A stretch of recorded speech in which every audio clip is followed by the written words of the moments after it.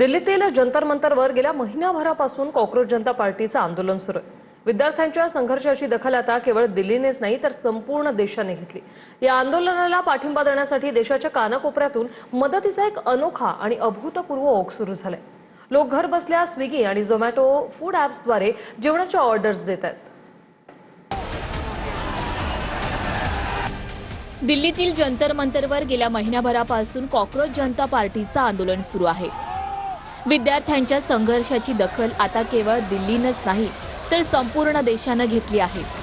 या आंदोलनाला पाठिंबा देण्यासाठी देशाच्या कानाकोपऱ्यातून मदतीचा एक अनोखा आणि अभूतपूर्व ओघ सुरू झालाय। लोक घर बसल्या स्विगी आणि झोमॅटो या फूड ॲप्सद्वारे जेवणाच्या ऑर्डर्स देत आहेत आणि जंतर मंतरवर जो मागेल त्या आंदोलकाला हे जेवण आणि पाण्याच्या बॉटल्स द्या असं डिलिव्हरी बॉयजना सांगितलं जातंय। यात महाराष्ट्रातून सुद्धा लोक फूड पॅकेट्स आणि पाण्याच्या बॉटल्स आंदोलकांपर्यंत पोहोचवत आहेत। ज्यांना प्रत्यक्ष आंदोलनामध्ये सहभागी होता येत नाहीये असे लोक आपापल्या परीनं आंदोलनाला पाठिंबा देताना दिसतायत। दिल्लीतील स्थानिक तरुणांनी सुद्धा आंदोलनाला पाठिंबा देत बिस्किट, फूड पॅकेट्स आणि इतर साहित्यांचं वाटप केलंय।